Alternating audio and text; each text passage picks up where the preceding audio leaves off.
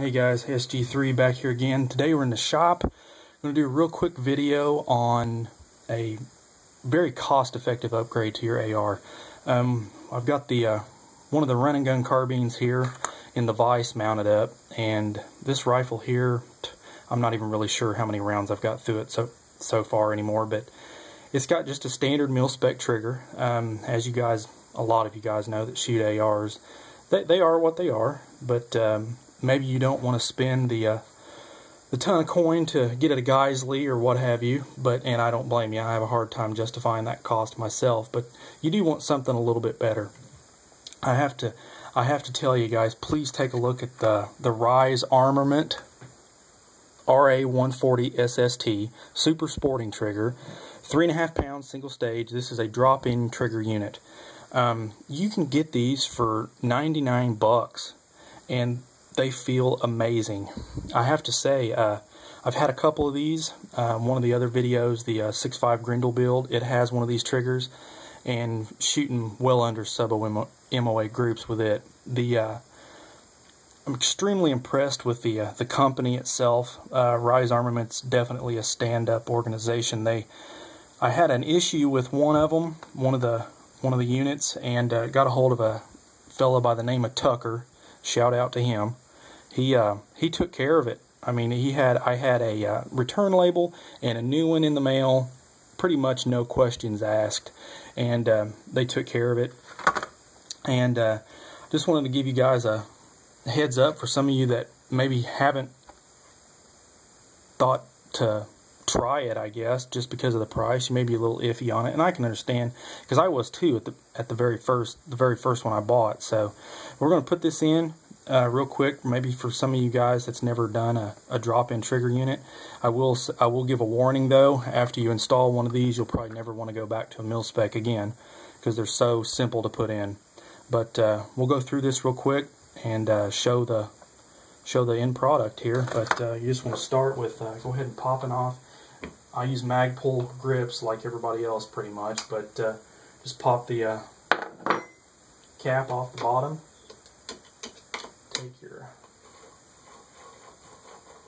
hex bolt out of the bottom, and be careful maybe for some of you new guys that's never done this, there's a detent spring in here for your safety selector. You don't want to lose that, so just make sure you can catch it, that right there.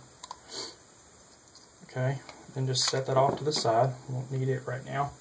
And then there's also a actual detent for the safety selector inside your lower here, so you just want to make sure that you catch it as well.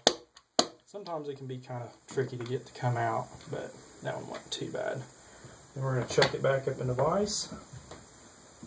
We'll take out the safety selector, set it off to the side, and we're going to pop out our 2 trigger pins here.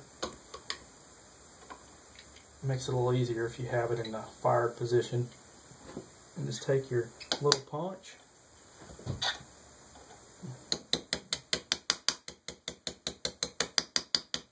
tap right out. Pull your hammer assembly out, then the trigger assembly at the bottom here.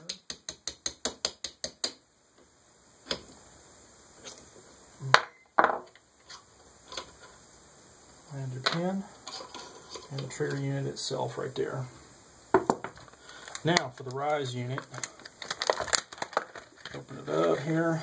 Now, anytime you use a drop-in unit like this, you want to use some sort of anti-walk pins, just because it just makes everything a lot more secure. But you can get K&S pins, or there's a number of different brands. I've used K&S as well as these here. You just stick your new pin in,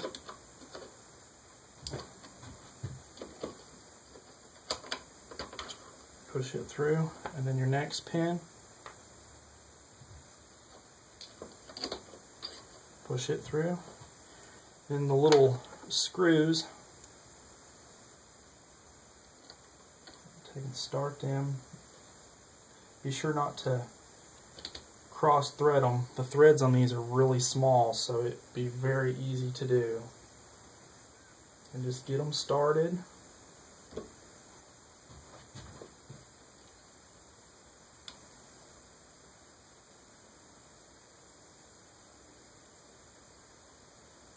take and snug everything down with our other here.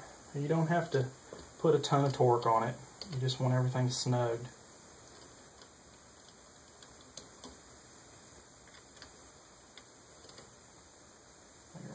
Just like that. Alright. And that is literally all that's to it. That's all you do. It does not get any easier than that. Then we're just going to reverse the procedure, stick our safety selector back in, flip it back over in the vise, put our safety selector detent down in, get our grip ready, making sure that spring is in your grip, and then just set it on there. Just snug down your screw, and that is all there is to it. I'm changing out one of those triggers. Like I said, for $100, that could quite possibly be the most cost-effective upgrade to your carbine. One of those Rise triggers.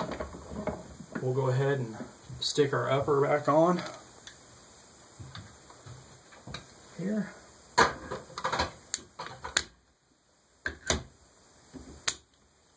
Just to give you guys an idea. Yeah, that is slick. $100, that is slick. But like I said, guys, check them out. I'll stick a link in the video description for this trigger. If you got any questions or comments, feel free to drop me a line. As always, guys, shoot straight. Later.